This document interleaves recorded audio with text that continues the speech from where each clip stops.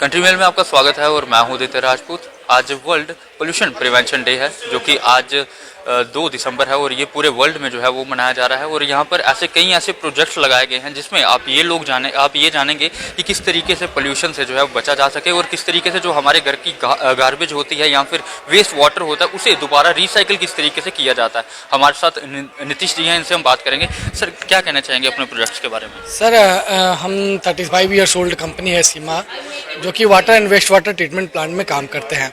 तो किसी भी तरह का अगर वाटर हम यूज करते हैं अपने किसी भी डोमेस्टिक यूज के लिए या इंडस्ट्रियल के लिए, तो after use the waste water will be waste water, वो गंदा हो जाता है तो उसको हमें ट्रीट करना होता है। तो उसके लिए कुछ नॉर्म्स है, पोल्यूशन कंट्रोल बोर्ड ने कुछ नॉर्म सेट किए हुए हैं।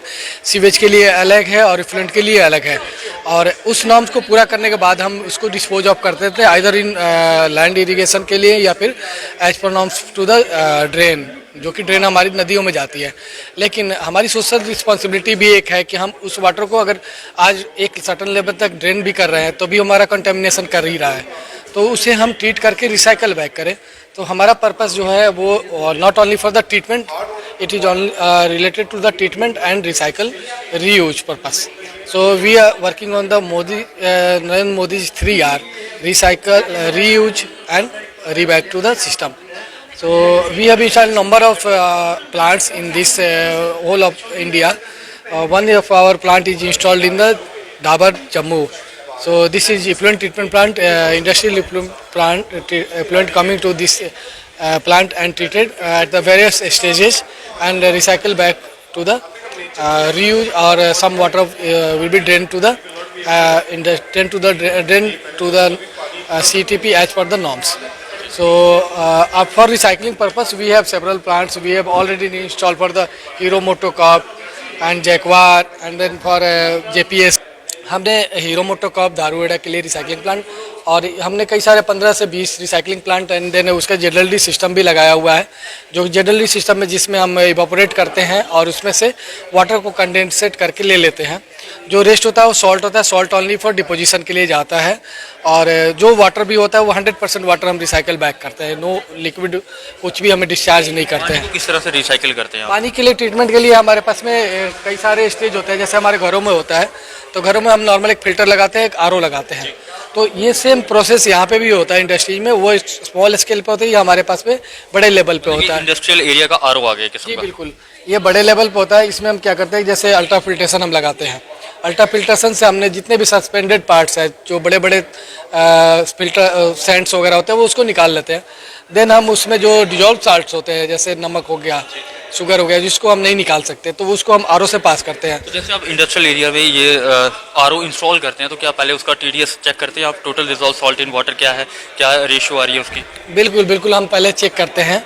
और कुछ तो हमारे एक्सपीरियंस होता है, जब कोई इंस्टॉलेशन होता है तो हमारे बैक एक्सपीरियंस होता है कि इस इंडस्ट्रीज में जो वाटर यूज होता है और उसमें जो केमिकल यूज होता है, उस केमिकल से कंटेमिनेशन के बाद में वो सर्टन लेवल ऑफ TDS आएगा, और उस बेसिस पे हम डिज़ाइन करते हैं। लेकिन जब इंस्टॉलेशन फेज में आते हैं तो हमारे पास इफ्लुएंट जनरेट हो जाता है, तो उसको हम फिर अगेन ट्रीट करते हैं एंड देन वेरीफाई करते हैं कि वो हमारे ट्रीटमेंट लेवल के हिसाब से है कि नहीं है। और बात की जाए घरों की, तो घरों में जब नॉर्मल TDS होता है 100 से 150 के करीब, तो फिर RO की ज़रूरत पड़ती है, क्योंकि वाइट जो है लाइक कैल्शियम जो है वो जमने लग जाता है। तो क्या जब इंडस्ट्रियल एरियाज़ में जब RO इंस्टॉल किया जाता है, कितना TDS होना चाहिए तो तब जाके RO इंस्टॉल किया जाता है?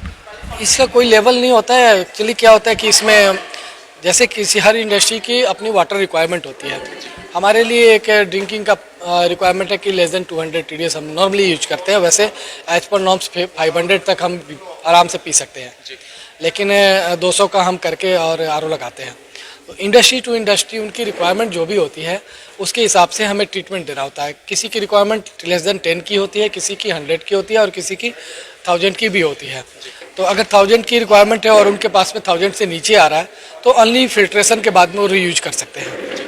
लेकिन जब वो रिक्वायरमेंट उनकी 100 की आती है तो हमें उसको RO के थ्रू पास करना पड़ता है और 100 TDS उनको देना होता है। और इन केस कभी कभी DM वाटर की रिक्वायरमेंट होती है, लेस देन 10 की होती है, तो उसके लिए फिर again stages of level treatment को लेवल बढ़ते जाते हैं।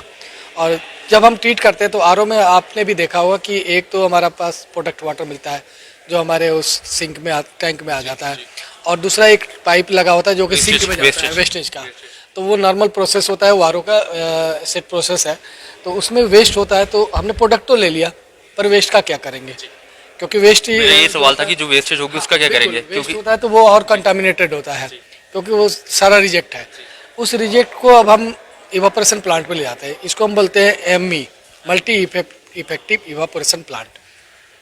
इस एमई में हम क्या करते हैं कि इसको हीट के थ्रू इवापोरेट करते हैं। नॉर्मली जैसे घर में हम बॉयल करते हैं, तो बॉयल करते जाएंगे तो पानी मेरा निकल जाएगा और लास्ट में एक सॉल्ट बचता है। तो यहाँ पे भी हम इसको इवापोरेट करते हैं। पर को शायद कैल्शियम बोलेंगे। हाँ, कैल्शियम और मैग्नीशियम सारे मिक्स सॉल्ट होते हैं। तो इसके बाद इसको इवापोरेशन जैसे जैसे करते जाएंगे, तो इवापोरेशन के लिए हमें कोई हीटिंग मीडिया चाहिए होगी, तो हम नॉर्मली स्टीम यूज करते हैं। स्टीम से पास करते हैं तो वो वेपर बनता है, एंड वेपर जो होता है उसको हम कंडेंसेट करते हैं, तो वो हमारे ड्रॉपलेट्स के रूप में आ जाते हैं। तो वाटर हमें दोबारा वाटर मिल जाता है, उस वाटर को हम रीयूज कर सकते हैं। और जो हमारा लास्ट प्रोडक्ट बाई प्रोडक्ट बचता है वो होता है सॉल्ट। सॉल्ट जो होता है हम कहीं भी यूज नहीं कर सकते, क्योंकि वो हजार्डस होता है। तो उसको हम as per norms dispose SLF में चला जाता है, या फिर अगर वो कई सारी एजेंसीज है जैसे रैम की वगैरह है, तो वो चले जाते हैं उसको इंसिनरेशन में। ये कुछ आखिरी सवाल रहेगा, ये जिस तरह से बात की जाए तो इस प्रोडक्ट के बारे में बताइए सर, ये जो आपका प्रोजेक्ट है। ये हमारा डाबर का प्रोजेक्ट है जो जम्मू के अंदर में अभी हम इंस्टॉलेशन फेज में है। तो ये इनकी एक फीजी लाइन आ रही है, उस फीजी लाइन के लिए इन्होंने इफ्लुएंट ट्रीटमेंट प्लांट लगाना था। तो ये हमने पूरा प्लांट डेवलप किया है। अभी इसमें क्या है कि जो वेस्ट वाटर है वो काफ़ी कंटामिनेटेड होता है और बायोडिग्रेडेबल इन नेचर होता है। इसके अलावा कुछ यूटिलिटी मिक्स होती है, तो वो सारी मिला के हमने इसको chemical treatment followed by 2 stage biological, 2 stage में हमने बायोलॉजिकल ट्रीटमेंट किया, जहाँ पे हम एयर से ऑक्सीडेशन करते हैं। तो यहाँ पे बैक्टीरिया ग्रोथ कराते हैं। जो बैक्टीरिया जो होता है वो कंज्यूम करता है उस वेस्ट को, और उसके बाद वो स्लज बनाता है। तो स्लज को यहाँ से सारे जगह एक जगह ट्रांसफ़र करते हैं, एक जगह, 2 जगह और 3 जगह, तीनों जगह से हमने स्लज ले लिया और इसको फिर हमने स्लज प्रेस से पास कर दिया। तो लास्ट में हमारे पास जो बचता है वो मैन्योर बचता है।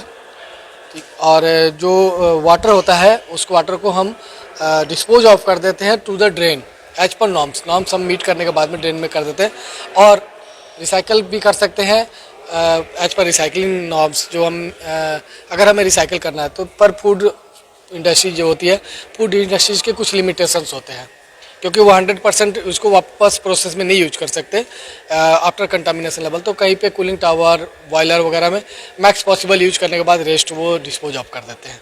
जी, चलिए, शुक्रिया बात करने के लिए। तो आपको हम बता दें कि आज वर्ल्ड पोल्यूशन प्रिवेंशन डे है, और आपने सुना नीतीश जी से किस तरीके से पानी को दोबारा से रिसाइकिल किया जाता है। अगर बात की जाए तो जो पानी वेस्ट होता है, जिस तरह से बात की जाए, हम अगर हैंड वॉश करते हैं तो वो पानी जो है वो वेस्टेज के दौरान जो है या तो नदियों में या तो नालियों में जो है वो चल जाता है। उसको दोबारा से रिसाइकिल करके दोबारा से पीने लायक बनाने का काम किस तरीके से होता है, किस तरह से प्रोजेक्ट जो हैं वो बनाए जाते हैं, वो आपने देखा। और आप लोगों की क्या राय है आप जरूर साझा कीजिएगा। तब तक बने रहे आप कंट्री में।